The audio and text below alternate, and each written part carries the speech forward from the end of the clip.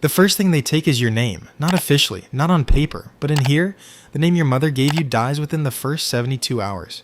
You'll be given something else, something that fits the version of you that survives this place.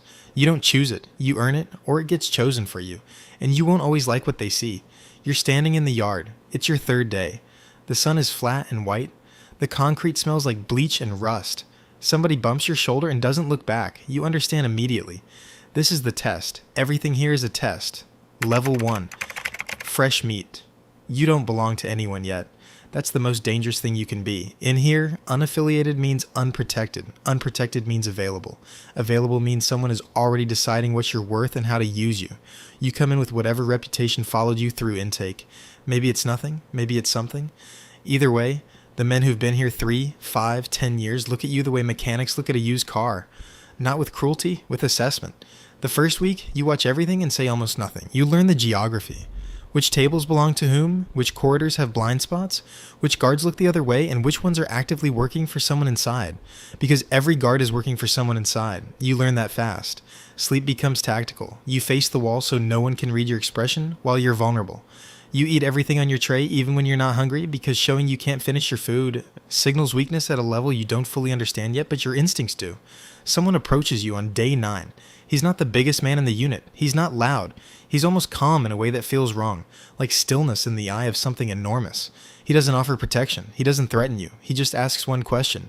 You know how to keep your mouth shut? You say yes. He walks away. That's the beginning. Level 2. Prospect. You run errands. That's what it is.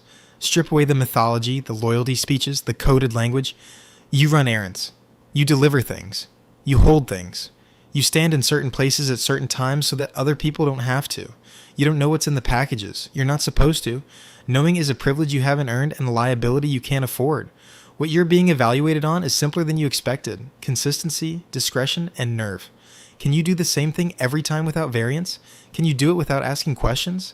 Can you do it when the situation gets uncomfortable and still not flinch? The men above you are watching all 3. You carry a message across the yard to a man in the West Block. He reads it, burns it with a lighter, and hands you a folded slip of paper in return. You bring it back without opening it. You could have opened it. You didn't. 2 days later, someone slides an extra meal tray onto your table without explanation. That's how they say thank you here. Not with words. With resources. Everything is transactional. The sooner you understand that, the longer you live. At night, you lie in your bunk and feel something you don't have a clean name for. Not pride. Exactly. Not belonging exactly, but something adjacent to both. A sense of being inside something, of the walls of the institution mattering slightly less than they did a month ago. That feeling is the hook. You don't recognize it yet. Level 3. Soldier. Now you have standing. It doesn't look like much from the outside, but inside this ecosystem, the difference between a prospect and a soldier is the difference between being tolerated and being counted. You're counted now. You have a role. When something needs to happen, your name comes up in the conversation, not at the top of the list, but on it. You've seen 2 fights up close. In one of them, you were involved. It lasted 11 seconds. You didn't start it, and you didn't enjoy it, but you finished your part of it without hesitating. That's what they needed to know. The hierarchy above you has 3 men you report to directly. You don't see the ones above them. You're not meant to. Compartmentalization is the architecture of every functioning criminal enterprise, and this one is no different. You only know your level. What you know, you can only give up. You're moving product now, not carrying messages. Product. Small enough quantities that a charge wouldn't destroy you, but enough that you're genuinely useful. You clear around $800 a week in commissary credits, favors, and currency that doesn't have a name, but spends just as well. The guilt from the first month is quieter now. You tell yourself you haven't hurt anyone who didn't choose this life. You believe it about 60% of the time. Level 4. Enforcer people move differently around you now. Not with fear exactly. Fear is for outsiders who don't know the rules. The men in here understand what you represent. They step aside not because they are afraid of you personally, but because you represent the structure, and the structure is what everyone fears. Your job is to make sure the rules are followed. Every closed system needs people like you. Governments have them, corporations have them, armies have them. In here, they have you. The vocabulary is different. The function is identical. You handle disputes. Someone doesn't pay what they owe. You have a conversation. Someone steps outside the boundaries. You have a different kind of conversation. You use whatever level of pressure the situation requires, and you've developed a precise understanding of that calculus. You don't enjoy it. That's something you hold on to. The men who enjoy it are useful but dangerous, and they tend to get promoted into positions that burn them out or get them isolated. You do what's necessary, and you go back to your bunk, and you don't replay it. One night, a younger prospect asks you how you sleep. You tell him, fine. It's almost true. Level 5, Lieutenant. You manage people now. 3 soldiers report to you directly. You're responsible for their performance, their discipline, their mistakes. When they move product, the proceeds flow up through you. When they make errors in judgment, those errors have your name on them, 2 steps up the chain. The workload is not what changes you at this level. The loneliness does. You can't be close to the men below you. Proximity creates complications, softness, vulnerability. You can't be transparent with the men above you. They're watching you for weaknesses, not offering friendship. You exist in a narrow band of professional isolation that no one talks about, but everyone at your level understands. The institution still technically controls your time. Guards still count you. You still sleep in a 6x9 cell. But the real structure you inhabit has almost nothing to do with the state's rules anymore. You live inside the gang's architecture now. Those are the rules that matter. The prison's rules are a set of stage directions. The real play is something else entirely. You've stopped thinking much about release. Not because you've given up, because you're not sure who you'd be on the other side of those walls anymore. Level 6, Captain. You sit at the table now. There are 5 captains in this facility. You coordinate with each other the way CEOs of competing divisions coordinate, cordially, strategically, with the precise amount of information sharing that serves your interests and no more. The man above you, the one you report to, you've spoken to him directly 9 times in 2 years. Every conversation is short. Every conversation matters. At this level, violence is almost never your instrument. Information is. You know who owes what to whom. You know which guards are on payroll and what their payments are and when they're due and what they're nervous about. You know the warden's pressure points because someone 2 levels above you made it a priority to know 3 years ago, and that intelligence flows down to you in fragments. You make decisions that affect 200 men. They don't know your name. You know all of theirs. New inmates come in, and within 24 hours, you've been handed a summary. Where they're from, what their charge was, who they know, whether they're a liability or a resource. You used to be that summary. You don't think about that often, but sometimes, late, you do. Level 7. Underboss. 1 step from the top. In some ways, this is the most dangerous position in the entire structure. You're powerful enough to be threatening, not powerful enough to be untouchable.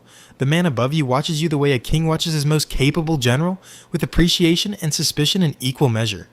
Your job is to run the operation so completely and efficiently that the man above you never has to think about the details. He thinks about strategy. He thinks about politics, inside and outside these walls. You make sure the machinery underneath him never stops. You've built systems. Distribution is airtight. Payments move on schedule. Discipline is consistent. Communication with facilities in 3 other states runs through channels you designed. The money, real money, not commissary credits, flows to accounts outside that you haven't touched in years but know are there. Your release date is 41 months away. You have, in aggregate, somewhere north of $600,000 waiting. You don't celebrate that fact. You hold it quietly, the way you've learned to hold everything. A younger captain made a move against you 6 months ago. Subtle, bureaucratic, the kind of play that looks like organizational efficiency but is actually a power grab. You knew within 48 hours. You didn't respond. You waited 4 months and let him make a second mistake. Then you had 1 conversation with the man above you. The captain was reassigned to a different block within a week. He's still here. He's just nowhere anymore. You think about that sometimes, not with guilt, but with something colder. Recognition, and understanding that you've become someone who thinks in those timelines, in those geometries. You don't remember deciding to become this. It accumulated. Level 8. The chairman. You don't need to raise your voice. You haven't in years. You sit in the same yard you've sat in for 11 years, and the energy around you is different than it is around everyone else. Not electric. Not fearful. Still, like the calm that forms around something with enough gravity. Men come to you. You listen more than you speak. When you speak, it's done. The institution is technically in charge of you. You have a prisoner number. You eat in the same cafeteria. You sleep in a cell. But the warden of this facility, if he's honest with himself, understands that the violence level, the order, the predictability of this prison's population, that's not his. That's yours. He knows it. You know he knows it. Neither of you has ever said it. You have 6 years left on your sentence, but release isn't really on your mind the way it would be for a normal man. The outside, the real outside, has become abstract. You have resources there. People who carry out your instructions. a network that extends into 2 cities. But the idea of standing on a sidewalk with no walls and no structure, that feels almost foreign now. You think about the men you came up with. Some are dead, some turned to state's witness and are somewhere you'll never see them. A few climbed alongside you and are still here, still yours. You think about who you were on that first morning, the name they took. You've never gotten it back. You don't want it back. It belonged to someone who didn't understand anything. Some nights, you sit with the weight of what you've built. Not proudly, not with shame, but with the kind of heavy recognition that comes from having looked at the world as it actually is for long enough that you can't look away anymore. You built something real inside a place designed to erase people. You tell yourself that matters. Most nights you believe it. Somewhere in intake, there's a new one. He's 23. He doesn't know anyone. He's doing 6 years on a distribution charge, and he thinks that if he keeps his head down, stays quiet, and does his time, he'll get through this clean. He's standing in the yard. The sun is flat and white. Someone brushes his shoulder and doesn't look back. He clenches his jaw. He doesn't know that that was an evaluation. He doesn't know that somewhere a name is already being assigned to him. He doesn't know what's coming, but he will. They all do, eventually.